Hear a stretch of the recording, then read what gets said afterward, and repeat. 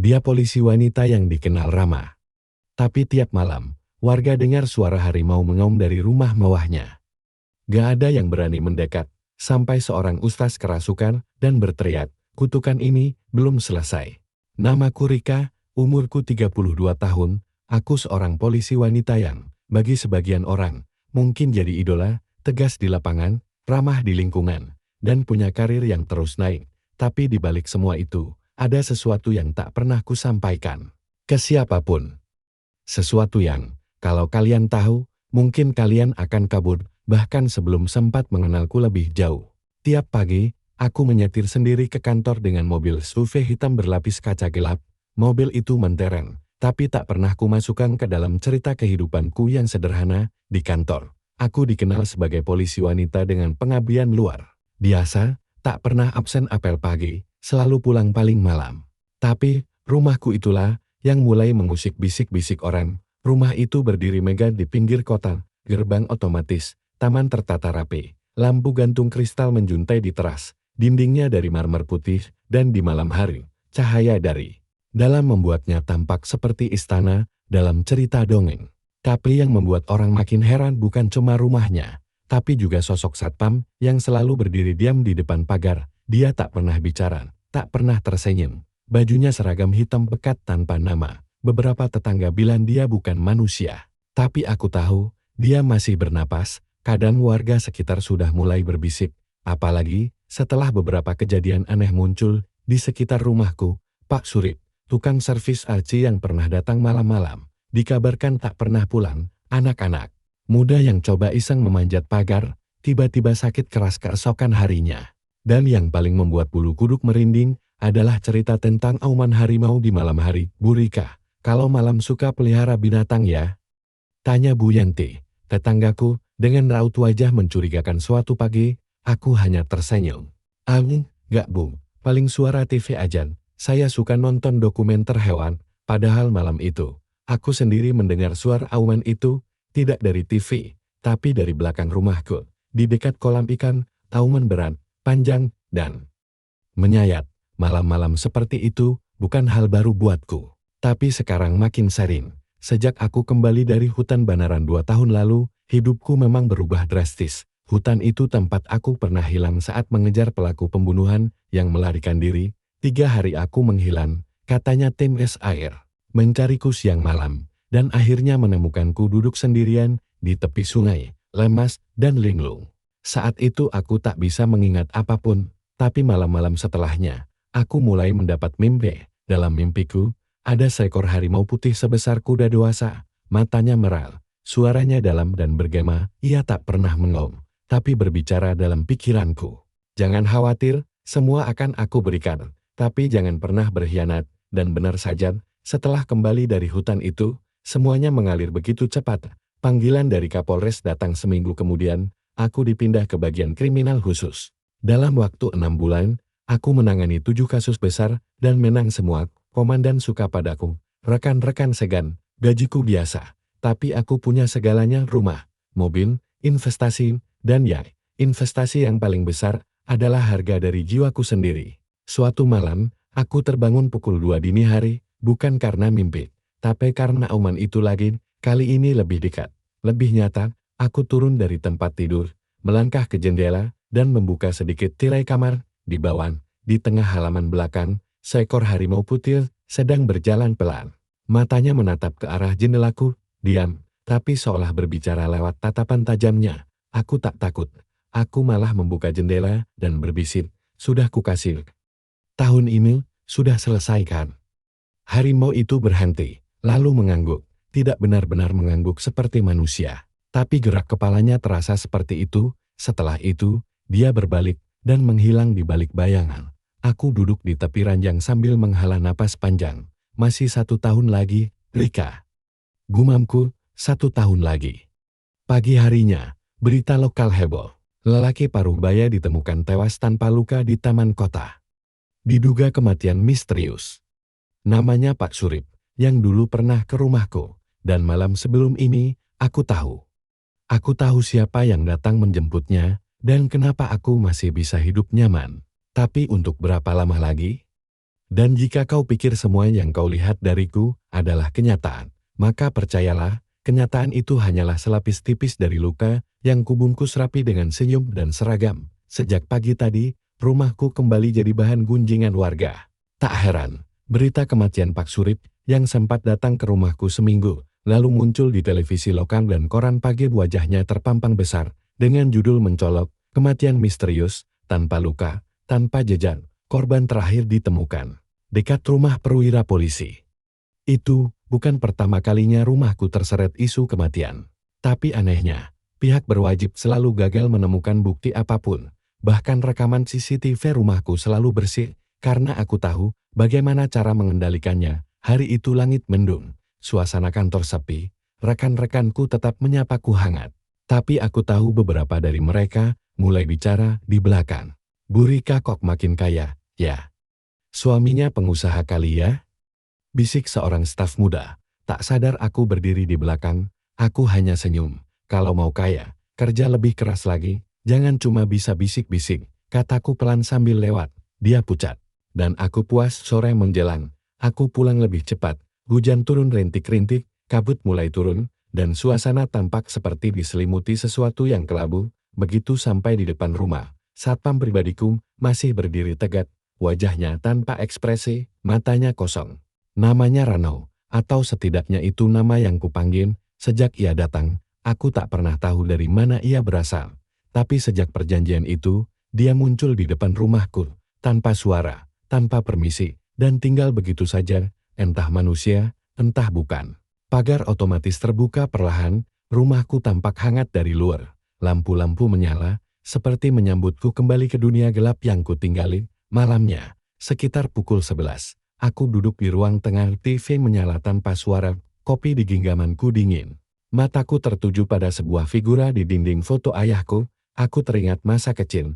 Ayah adalah seorang polisi juga, tapi dia hilang di tengah tugas saat patroli di hutan Banaran, tempat yang sama aku pernah tersesat. Sampai sekarang jasadnya tak pernah ditemukan. Mungkin kau lebih dulu membuat perjanjian itu, ya Yar? Bisik Ruth awan itu datang lagi, pelan dalam. Seperti suara dari dunia lain, aku berdiri pelan, membuka tirai, dan melihat ke pekarangan. Dia muncul lagi, harimau putih itu. Berjalan dengan anggun, di antara tetesan hujan. Tapi malam ini, berbeda. Di belakangnya ada sosok lain, sosok tinggi, kurus, wajahnya tertutup rambut, matanya merah menyala seperti barep, dan entah kenapa, dia berdiri tepat di depan pagar luar rumahku. Dia bukan bagian dari perjanjianku. Siapa kau? Bisikku ketakutan, dan tiba-tiba duduk. Pintu rumahku diketuk keras dari luar, bukan sekali, tapi 3 kali. Aku berjalan perlahan ke arah pintu utama. Setiap langkah terasa berat, seperti tangan yang kulalui menolak keberadaanku sendiri. Siapa di luar? Tanyaku dengan suara yang kupaksakan tegar. Tak ada jawaban. Aku mengintip dari lubang kecil di pintu. Seseorang berdiri di sana, seorang pemuda, membawa kamera. Bu Rika, katanya, saya Randy, jurnalis lokal. Saya hanya ingin bertanya beberapa hal soal rumah ini. Ada banyak laporan warga tentang suara-suara aneh. Soal beberapa orang yang hilang. Dek itu nama yang pernah kubaca. Randy, jurnalis muda, yang suka membongkar kasus-kasus misterius. Aku membuka pintu, sedikit. Masih jam 10 lewat. Saya sedang istirahat, ucapku dingin. Tapi Bu, saya sudah 3 malam kemari, dan malam-malam seperti ini, saya selalu dengar suara auman dari dalam rumah ini. Aku menahan diri, harimau itu sedang mengawasiku. Aku tahu, aku bisa merasakannya. Dia tak suka ada orang asing, apalagi yang membawa rasa ingin tahu terlalu dalam. Saya mohon, Bu, biar sebentar saja, saya rekam luar rumah ini, boleh? Saya janji tak akan masuk. Silakan, jawabku singkat. Ia pun mundur, menyetel kameranya, lalu mulai merekam dari halaman depan. Tapi saat itu, lampu depan rumah tiba-tiba padam. Padahal genset rumahku tak pernah bermasalah. Randy mematung. Aku juga ikut waspada, dan tiba-tiba groara. Auman keras memecah langit. Randy menjatuhkan kameranya, wajahnya pucat. Tubuhnya gemetar. Apa itu Biu? Tanda tanya di.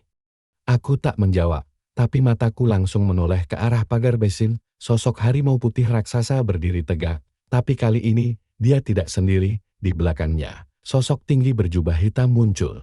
Mata merahnya menatap langsung ke arah Randy. Aku langsung berteriak, "Masuk!" Sekarang. Randy berlari masuk ke dalam rumah. Pintu kututup cepat-cepat. Jantungku berdetak kencang. Keringat dingin mengalir. Dan malam itu, aku tahu seseorang sedang mencoba mengganggu perjanjian ini. Dan hukumannya akan sangat mahal. Apa itu tadi?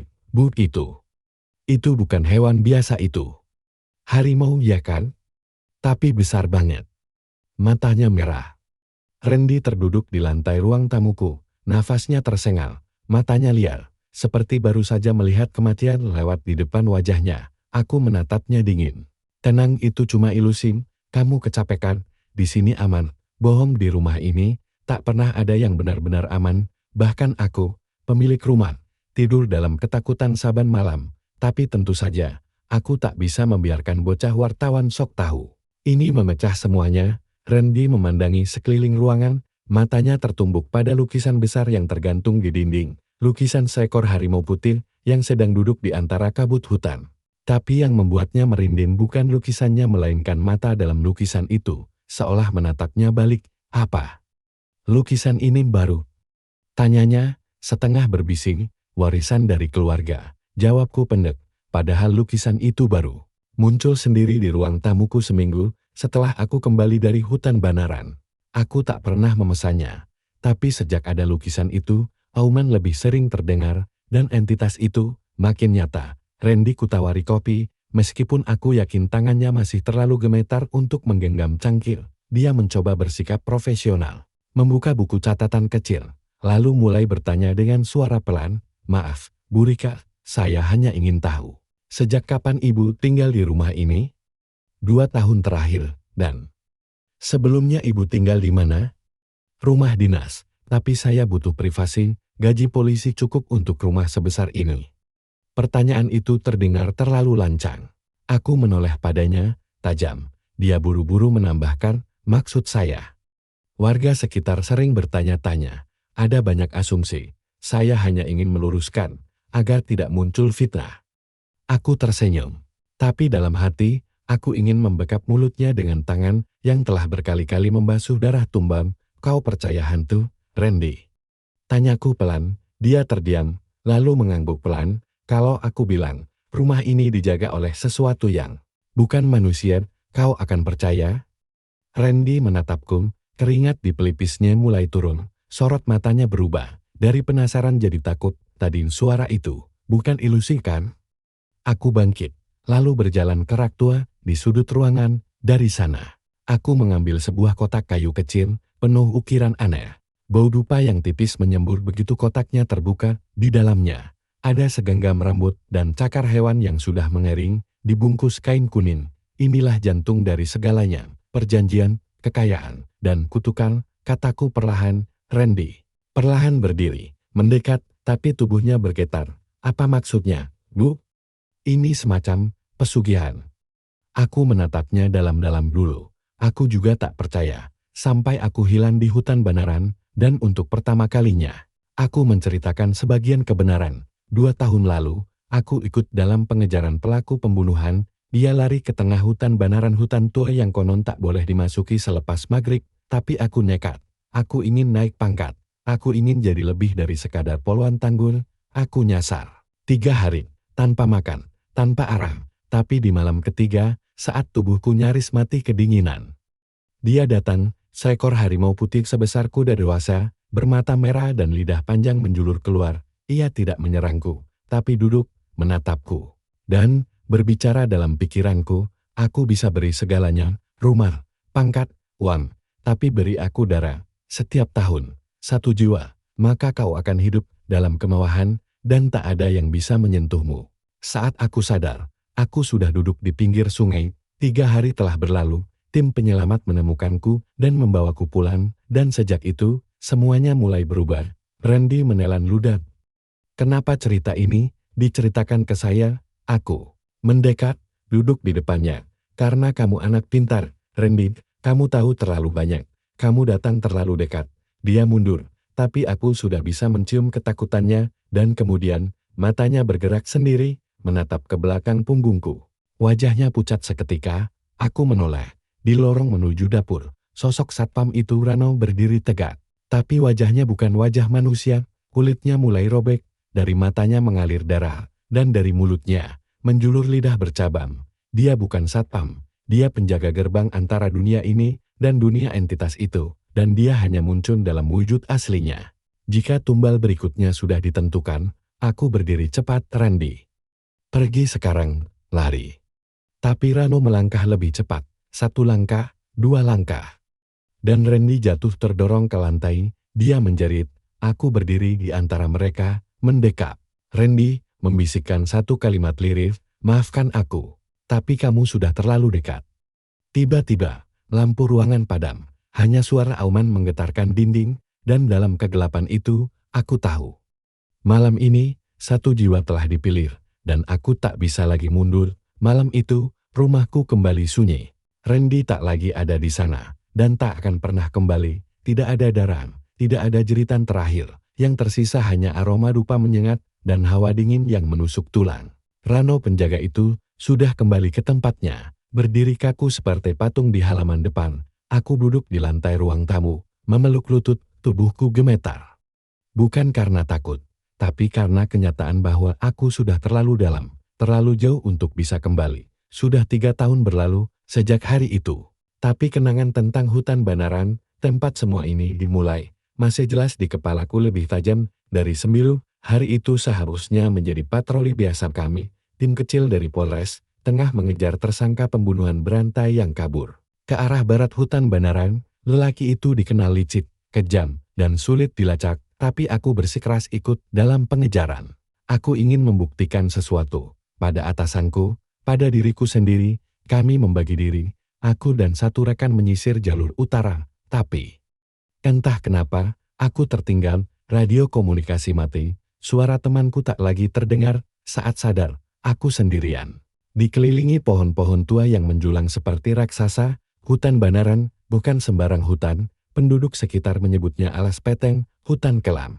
Konon katanya, siapapun yang masuk setelah maghrib, akan disambut oleh penunggul, dan aku memang masuk setelah azan isya. Awalnya aku optimis. Aku menyalakan senter, menandai pohon dengan pisau lipat, tapi jam demi jam berlalu, dan tak ada jalan keluar. Kompasku berputar sendiri di GPS di ponsel, hanya menunjukkan titik kosong. Hari pertama ku lalui dengan keyakinan. Hari kedua dengan rasa panik, dan hari ketiga aku nyaris gila, perutku kosong, kaki lecet, tubuhku menggigil di bawah, akar beringin besar. Malam turun, dan suara-suara aneh mulai muncul, rintihan perempuan, langkah kaki berat, dan auman lembut dari kejauhan, dan di tengah malam itulah, ia muncul seekor harimau putih raksasa, bulunya bersih seperti salju, tapi matanya merah menyala seperti bara neraka. Aku ingin lari, tapi kakiku membeku, tak bisa bergerak. Harimau itu tidak menyerang, ia duduk di hadapanku, udara mendadak hening, semua suara hutan lenyap, dan kemudian suara itu berbicara di dalam kepalaku, namamu Rika. Anak dari darah yang sudah kubawa sebelumnya. Kau datang sendiri ke tempatku, maka kuizinkan kau memilih. Aku menggigil, entah kenapa, aku menangis, tubuhku bergetar, tapi tak ada kata keluar dari mulutku. Aku tahu hatimu, kau ingin kuasa, jabatan, kehormatan, kau tak mau jadi polisi biasa, tapi semua punya harga. Harimau itu berdiri. Tubuhnya tinggi, melebihi tinggi manusia dewasa. Berikan aku 1 nyawa setiap tahun, maka akan kuberikan apa yang tak bisa dibeli manusia biasa. Tapi jika kau menolak setelah menerima, maka tubuhmu akan jadi milikku, jiwamu akan menjadi bahan bakar istana hitamku. Aku pingsan setelah itu. 3 hari setelah hilang, tim pencari menemukanku duduk di pinggir sungai dengan tubuh penuh luka, tapi tak ada satupun binatang buas yang menyentuhku. Mereka heran aku masih hidup.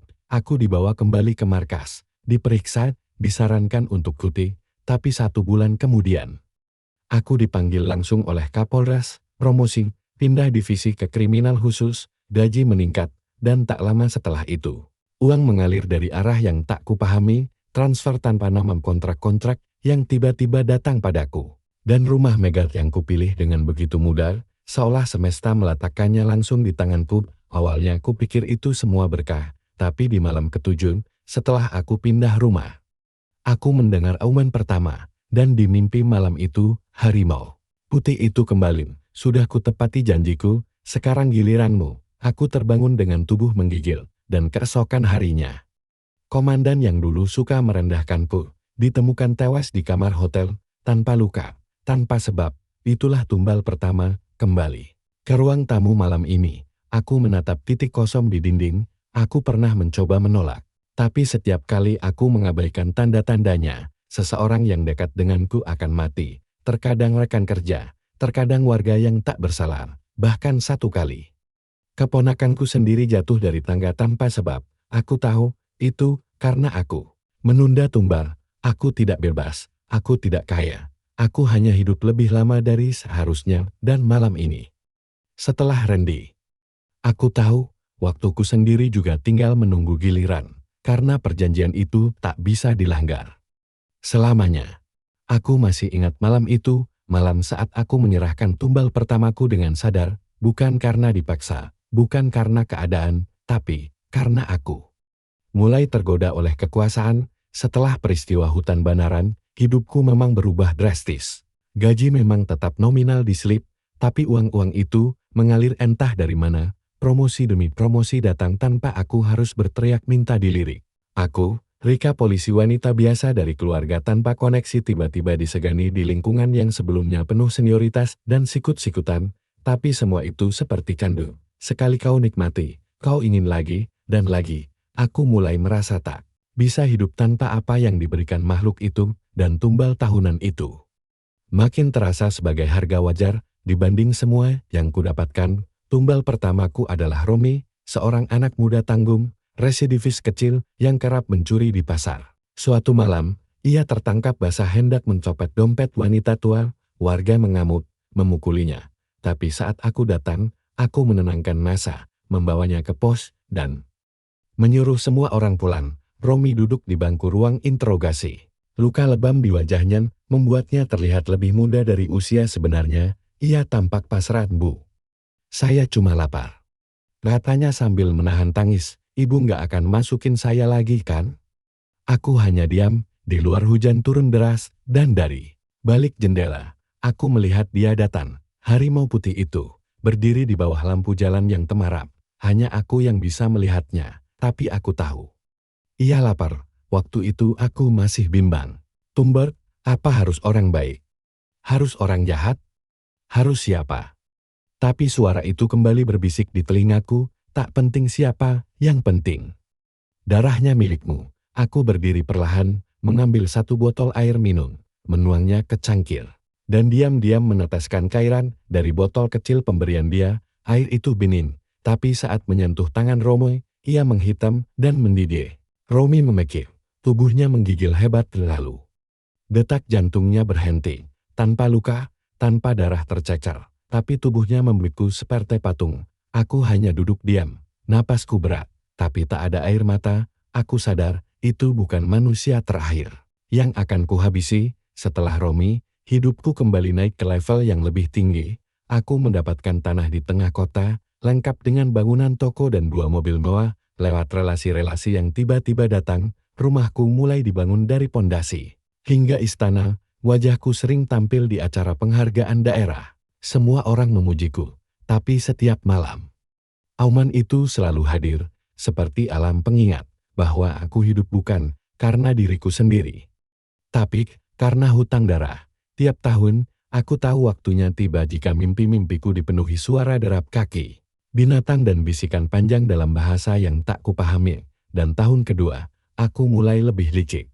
Bukan hanya menunggu orang celaka, tapi membentuknya sendiri. Seseorang yang menyebarkan gosip soal aku menerima suap, tiba-tiba kecelakaan di jembatan layang. Seorang wanita pengusaha yang menolak kerjasama denganku, tersedak mati di restoran mahal. Semuanya terjadi setelah aku memilih mereka, dan semakin banyak tumbal, semakin kuat tubuhku. Aku jarang sakit, luka kecil langsung sembuh.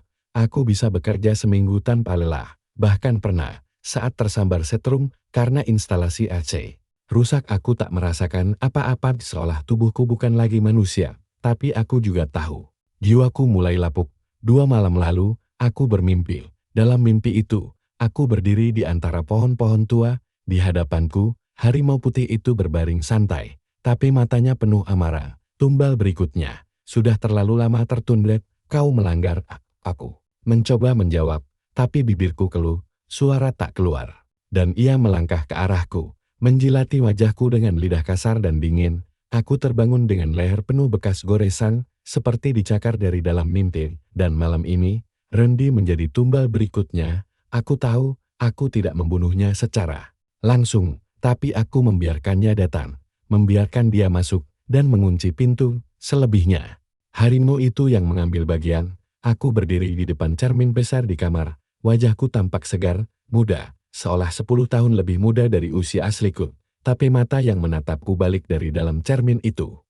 Bukan lagi mataku, matanya lebih dalam, lebih merah, lebih haus, dan kadang, di balik refleksi cermin, aku melihat sosok harimau putih itu berdiri di belakangku, diam, menunggu, menagih darah berikutnya. Pagi itu, suasana komplek berubah. Beberapa ibu-ibu berkumpul di ujung gang, berbisik pelan sambil sesekali menoleh ke arah rumahku. Bahkan anak-anak yang biasanya main bola di depan pagar kini memilih menjauh. Wajah mereka tak lagi sekadar penasaran, tapi takut, sangat takut, dan aku tahu kenapa. Semalam Randy menghilang, motor yang ia bawa masih terparkir di pinggir jalan, tapi orangnya tak pernah pulang, dan satu-satunya tempat terakhir yang diketahui ia datangi adalah rumahku, dan sialnya. Ada saksi, namanya Bu Yuli, tetanggaku sebelah rumah. Wanita paruh baya ini suka duduk di teras tiap malam sambil minum teh manis. Ia mengaku melihat Randy masuk ke rumahku, dan tidak pernah keluar. Anak itu masuk sekitar jam 11-an, Bu, saya lihat jelas. Lalu, pas jam 2 dini hari, saya dengar auman keras banget, seperti harimau. Saya pikir, jangan-jangan Bu Rika pelihara binatang buas di dalam rumah. Ucapan itu disampaikannya ke Pak RT, Pak RT menyampaikannya ke polisi sektor, dan dari situlah semuanya mulai terkuak. Siang harinya, seorang ustaz lokal yang dikenal punya kelebihan spiritual datang bersama beberapa warga ke depan rumahku. Namanya Ustaz Rahman, sosok sederhana, tapi dihormati. Ia membawa kitab kecil dan segelas air doa, matanya tajam, dan ketika ia berdiri di depan pagar rumahku, ia tak sanggup bicara. Assalamualaikum, Bu Rika. Boleh saya masuk sebentar? Aku menjawab dari dalam. Ada urusan apa, Pak Ustaz? Bukan urusan, tapi panggilan. Semalam saya mimpi ada darah mengalir dari rumah ini. Harimau putih berjalan di dalam rumah, membawa tengkorak di mulutnya. Saya rasa ada yang harus saya selesaikan. Aku terdiam, tanganku berkeringat dingin, tapi bibirku tetap tersenyum. Maaf, Pak Ustaz, saya kurang sehat, tidak bisa terima tamu. Hari ini, Ustaz itu hanya menunduk, lalu menaburkan segenggam garam dan air doa di tanah depan pagar, dan saat itu juga tubuhnya kejang, matanya mendelik, mulutnya berbusa, dan suara berat keluar dari mulutnya. Ini rumah tumpahan darah. Jangan pernah bersedekah dengan tulang. Darahmu berbau api. Orang-orang panik, beberapa mencoba memegang tubuh sang ustaz, tapi ia seperti dirasuki, matanya memerang, nadanya menggelegar. Perjanjian itu telah diwariskan anak dari anak yang ditelan kematian. Hatiku mencelos, kata-kata itu mengarah padaku, pada ayahku, pada kutukan yang tak pernah kubayangkan akan diwariskan. Ustaz Rahman pingsan, tapi sebelum tubuhnya ambruk, ia menunjuk langsung ke arah jendela kamarku, dan saat aku menoleh, aku melihatnya sosok harimau putih berdiri di balik tirai jendela kamarku. Mata merahnya menyala, dan dari mulutnya menetes darah segar. Dia menampakkan diri di siang hari, di depan saksi itu. Belum pernah terjadi sebelumnya. Warga gegar, beberapa mulai merekam. Ada yang menelepon polisi, tapi kamera mereka tiba-tiba mati, ponsel rusak, dan satu persatu warga mengalami pusing hebat dan mimisan. Energi rumah ini berubah. Dari balik pagar, aku hanya menatap semua kekacauan itu sudah dimulai. Gumamku, aku tahu, perjanjian itu akan terbongkar, dan aku sudah terlambat untuk lari. Malamnya, aku kembali bermimpi, tapi kali ini, bukan di hutan. Aku berdiri di sebuah istana hitam, penuh pilar tinggi dari tulang-tulang manusia. Di atas singgasana besar, Duduk harimau putih yang kini berubah menjadi sosok pria berambut putih panjang, bermata merah. Aku tahu siapa dia, anak perempuanku. Sudah saatnya kau tahu kebenaran, darahmu bukan milikmu sendiri. Dan sosok itu tersenyum-senyum yang tak asing. Akulah ayahmu, aku adalah tumbal yang gagal, dan kini, kutukan itu kau warisi. Aku terbangun dengan tubuh menggigil hebat, di bawah tempat tidurku. Ada jejak cakar, panjang, dalam, masih basah oleh darah, dan dari luar rumah, samar terdengar suara warga berteriak, rumah itu harus disucikan. Usir iblisnya. Bakar saja, kalau perlu. Aku berdiri, menatap kaca, wajahku masih tampak sama, tapi aku tahu. Dalam waktu dekat, darah akan tumpah lagi, dan mungkin kali ini, darahku sendiri. Satu persatu lampu rumahku mulai padam malam itu, bukan karena mati listrik, tapi karena dia sudah datang, sang penjaga, sang penuntut darah. Sementara itu, di luar pagar rumahku, warga berkumpul dengan wajah tegang dan ketakutan, beberapa memegang obor. Beberapa membaca ayat-ayat suci dengan suara gemetar. Ustaz Rahman, yang tadi siang kerasukan, kini duduk di kursi roda. Masih lemah, tapi sorot matanya kembali tajam. Rumah ini harus disucikan. Kalau tidak, dia akan terus mengambil jiwa. Ucap Ustaz lirih.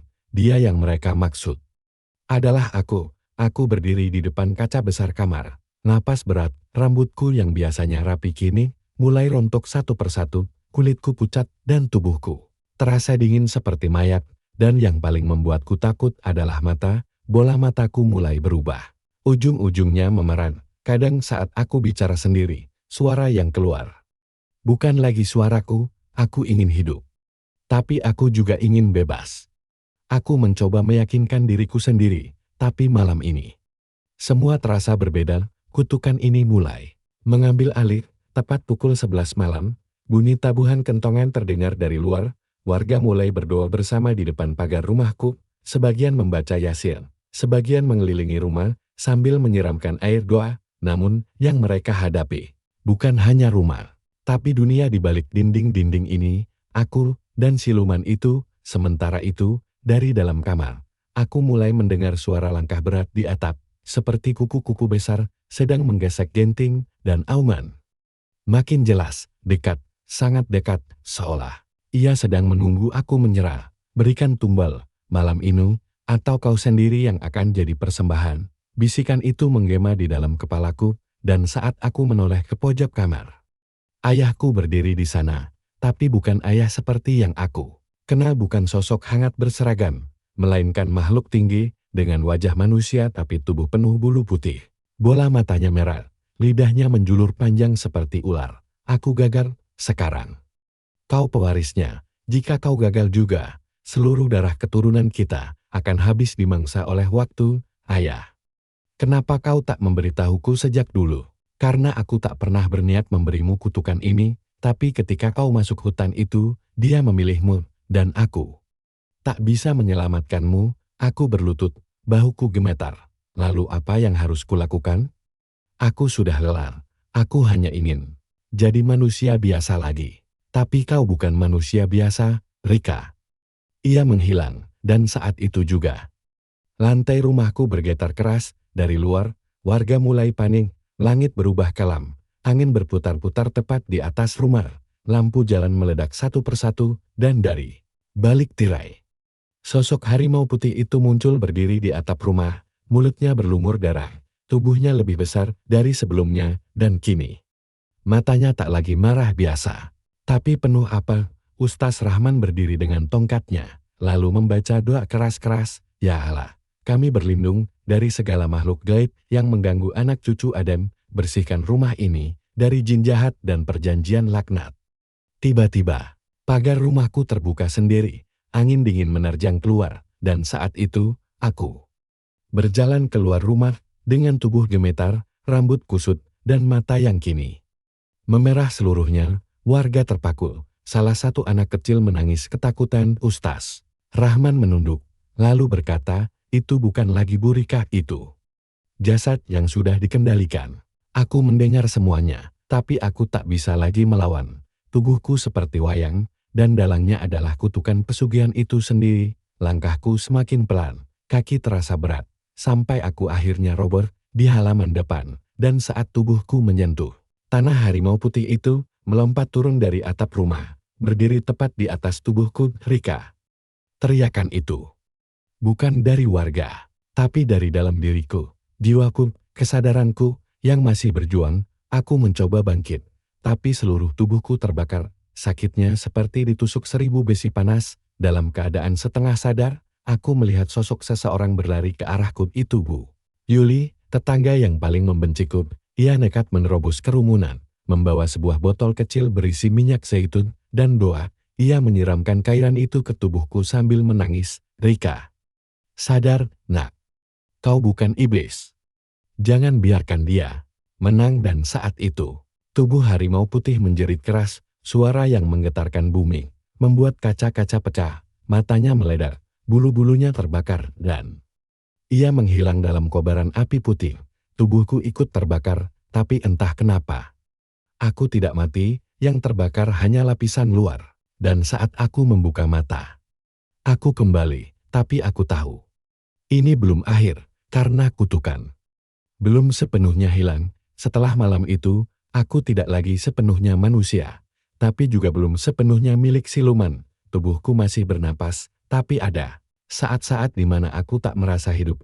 Suara-suara dari dunia lain kadang muncul di telinga, padahal semua tampak tenang.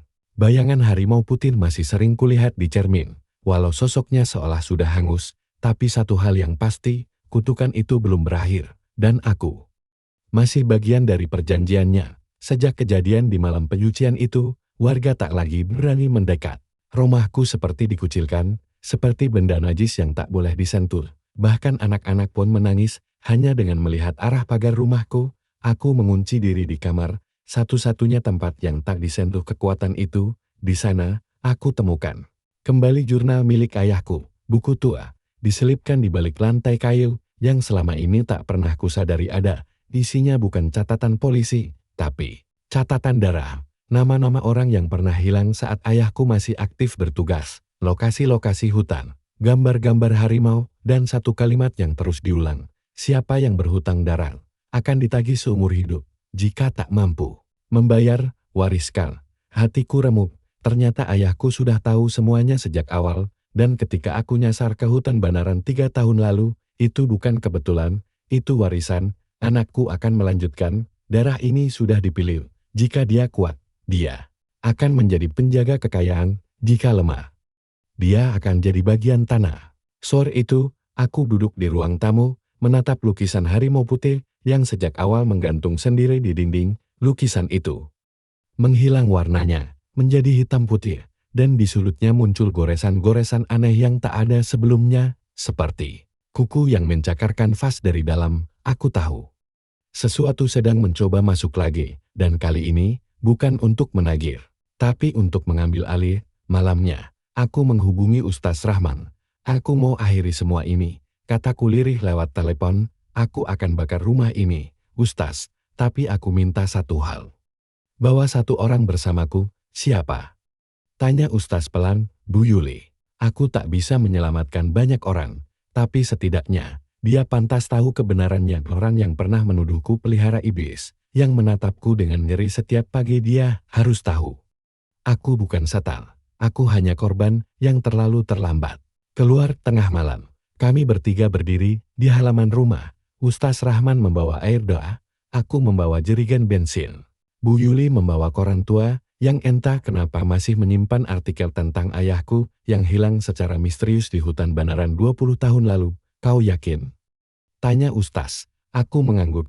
Ini satu-satunya jalan. Aku menumpahkan bensin ke seluruh ruangan, tangga, lemari, bahkan ke lukisan harimau yang kini tampak seperti hidup. Matanya bergerak mengikuti kami, dan saat korek api ku gesek, terdengar jeritan panjang dari dalam dinding. Jeritan ayahku. Rika, jangan.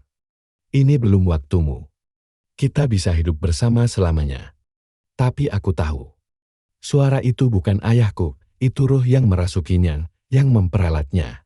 Dan nyaris memperalatku. Api membakar cepat, asap hitam menjulang tinggi. Tapi anehnya, api tak terasa panas. Bahkan saat aku berdiri di tengah ruang tamu yang menyala, aku Merasa dingin, tubuhku mulai kehilangan rasa, jari-jariku memucat, kulitku terkelupas, tapi aku tidak lari, tidak menjerit. Bu Yuli menangis di luar pagar, memanggil-manggil namaku, tapi aku hanya membalas dengan senyum, jaga kampung ini. Jangan biarkan ada yang masuk hutan itu lagi.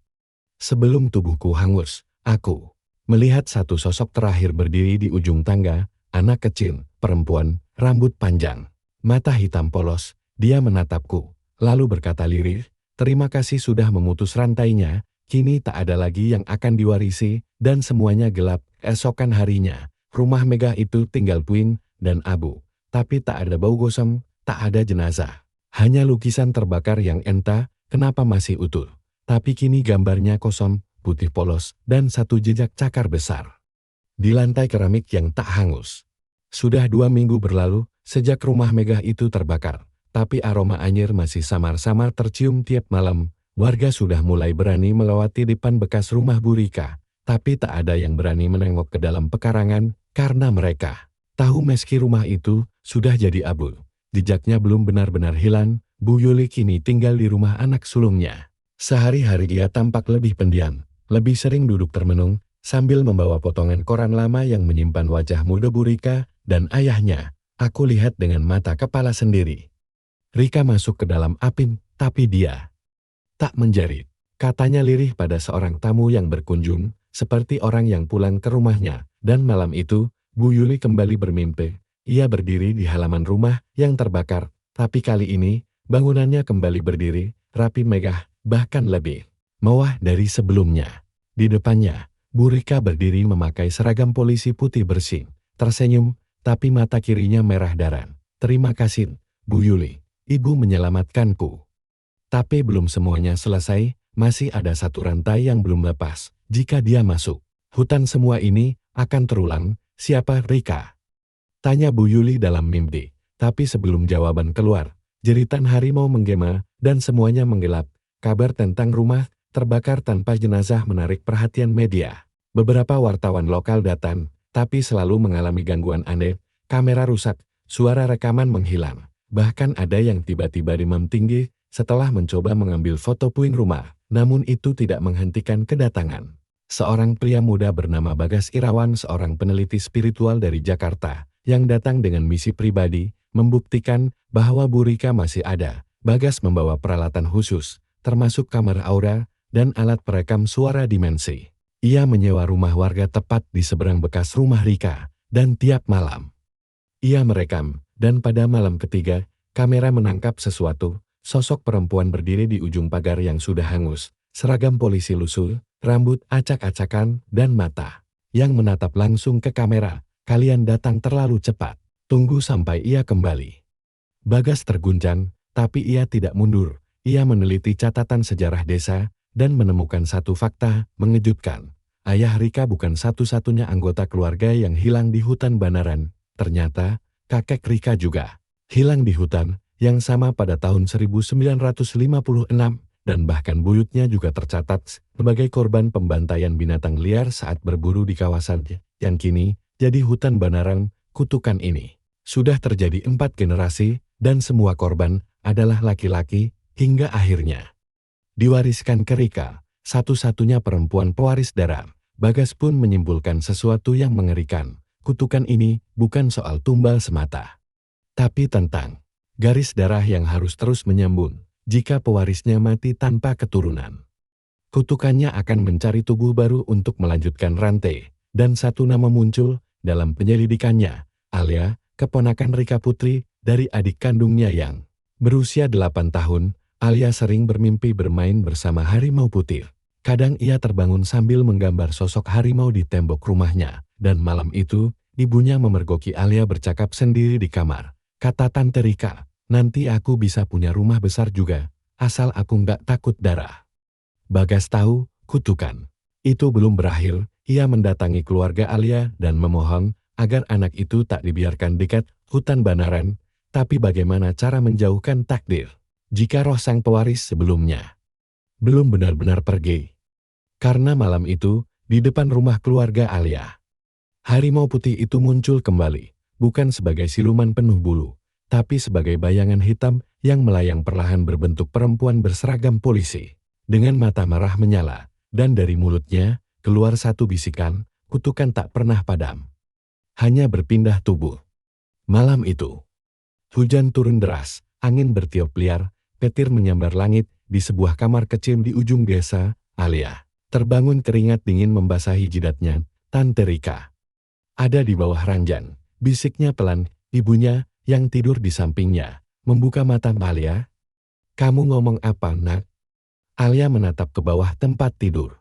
Dia bilang, sekarang giliran aku. Sementara itu, Bagas menyiapkan satu ritual terakhir, didampingi Ustaz Rahman dan dua orang kiai dari desa tetangga. Mereka menggali kembali pusat kutukan, tanah bekas rumah Bu Rika, tepat di titik pertama. Darah ditumpahkan di mana tumbal pertama pernah dikorbankan.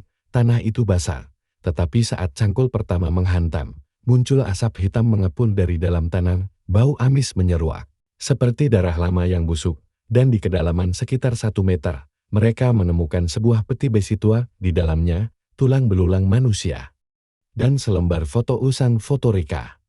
Berdiri bersama ayahnya dan seseorang yang wajahnya dirobek separuh, tapi di balik foto itu tertulis, jika aku gagal, putriku akan melanjutkan, tapi jika dia gagal, biarlah cucu-cucuku yang menebus. Bagas menutup matanya. Ini bukan hanya kutukan, ini wasiat berdarah. Di sisi lain, Alia kembali tertidur. Tapi ia berada di tempat asing dalam mimpinya. Hutan lebat, akar-akar menjulur dari tanah, dan di hadapannya berdiri sosok harimau putih raksasa. Tapi anehnya, harimau itu tampak tua, lemah, luka-luka di tubuhnya, dan dari balik kabut, Tante Rika muncul. Tapi bukan Rika yang menyeramkan, melainkan Rika yang dulu. Tersenyum lembut seperti seorang kakak. Maaf, Alia. Tante tak pernah ingin ini menimpamu. Tapi darah kita telah dikunci dalam perjanjian lama. Kalau kamu mau bebas, kamu harus memilih sendiri. Alia bingung. Memilih apa? Rika menunjuk ke arah tanah. 2 jalur terbuka. Jalur pertama menuju rumah megah penuh emas, mobil mewah, dan harimau putih menunggu di depan pintu. Jalur kedua menuju padang gersang.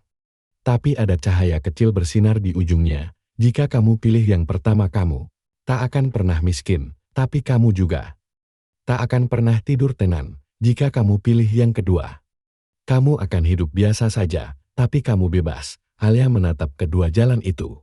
Lalu ia menggenggam kalung kecil, di lehernya kalung pemberian ibunya, berisi nama Alan, Tante Rika. Aku gak mau kaya, kalau harus lihat orang mati, aku pilih yang biasa aja. Tapi aku pengen mimpi indah, dan saat itu juga, seluruh mimpi runtuh. Hutan terbakar. Harimau putih mengaum kesakitan, dan menghilang seperti debu. Diterpa angin, Rika menatap Alia terakhir kali, tersenyum. Terima kasih. Kamu mengakhirinya, Tante sekarang bisa istirahat. Pagi harinya, Alia terbangun, tapi kali ini, ia tidak lagi menggambar harimau. Ia menggambar bunga, dan jauh di tanah bekas rumah megah itu, bunga liar mulai tumbuh. Untuk pertama kalinya, tumbuh tanpa suara, tanpa darah. Bagas menatap langit. Ustaz Rahman berdiri di sampingnya. Apa kutukannya benar-benar berakhir? Tanya Bagas. Ustaz tersenyum tipis. Kutukan yang diwariskan lewat darah hanya bisa diputus oleh pilihan yang tulus, dan Alia sudah memilih. Bagas menatap kejauhan. Tapi kenapa aku masih merasa dia belum sepenuhnya pergi? Ustaz menepuk bahunya. Karena kebaikan juga meninggalkan jejak, dan dari jauh, angin bertiup lembut seperti suara seorang wanita yang berbisil. Terima kasih sudah membebaskanku. Gimana menurut kalian cerita barusan? Apa kalian percaya kejadian kayak gitu bisa beneran terjadi? Atau jangan-jangan kalian pernah ngalamin hal yang mirip? Coba tulis di kolom komentar ya. Aku penasaran banget sama pendapat kalian. Dan jangan lupa, klik tombol subscribe biar kalian gak ketinggalan cerita-cerita seram dan penuh drama lainnya. Karena setiap malam, akan ada cerita yang bikin bulu kudukmu berdiri. Sampai jumpa di video selanjutnya. Stay safe, stay waras. Dan jangan lupa, selalu waspada.